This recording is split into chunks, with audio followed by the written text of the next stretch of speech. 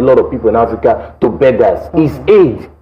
Aid has been a major problem. I've turned a lot of us a beggar. I saw what happened a couple of years ago where we had president, when they go to a country, they use bus to carry them like children that are going to school, to go and beg for money, to go and collect handouts, when you are supposed to be the one giving out to the world. I mean, the beggarly mentality is crazy. Aid everywhere. That's why when Donald Trump came into power and stopped the aid, and I was very happy. I was excited. Come on, let's look inwards. You know, there's a popular saying that says, teach a man how to fish and not to be begging every day. And that's what Africans need. So we are going to pay a lot of attention on trade. And one of the major areas we're going to be looking at things that impede trade across Africa. Why should it be that doing business with somebody in Africa is a lot more difficult than doing business with somebody in China? Why? Shouldn't be so. What I normally say is this: until we can't find something in Africa, don't go out of Africa to look for it.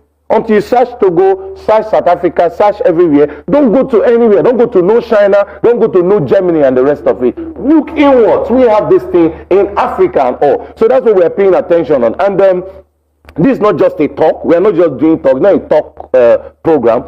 On in this particular program, we're going to be launching what we call the Africa Lobby Block, ALB.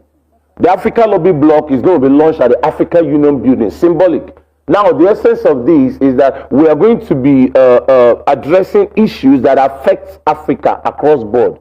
Now, the people that are going to be members of this bloc are technocrats, private sector people. You know, the normal thing is that we only have politicians negotiate on behalf of us. No. Now, we want to have the entertainers. We want to have the tech people. If you look very well, the only thing that is bringing praise to Africa right now, that's the gospel truth. And in case African leaders are watching, of course, most of them will be watching, it's a shame that the major things that is bringing glory to Africa, that makes people want to come over to Africa, is entertainment. Is, what do you call it, medical science, and all those stuff. Yeah, our medical people are doing very well. Tech. That's what brings people to the continent. When Zuckerberg came the other day, he came because of tech. It's a big shame. Well, how come people cannot just wake up and say, I want to just fly to African countries, go and see one president in one country and all? Why? Leadership.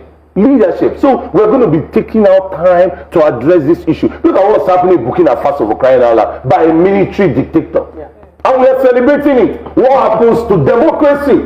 What happens to the real thing and all? I have said it several times that until Africa gets her system and structures are right, forget it.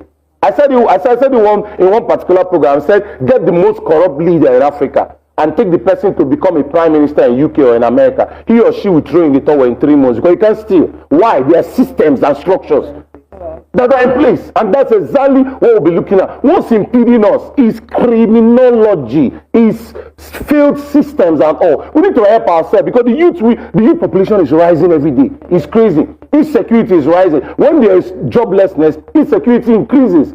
This Sahel stuff, all these things are happening is because of insecurity. Why? Because of poverty. People are poor. And when people are poor, they tend to do all kinds of stuff. But guess what? We can generate jobs. We can create jobs in Africa. And how can we do that? By trade. Trade. Move to task ourselves. That is it. That's what it's all about. Yeah. Okay. All right, thank you so much. Gentlemen, before we let you go, we want to talk about dates, location, and of course where people can find more information about this event, because it's going to be definitely a mind-shifting one. So let's talk about the date, location, and where we can find more information. Okay, you can visit our website. It's www.aaeforum.org.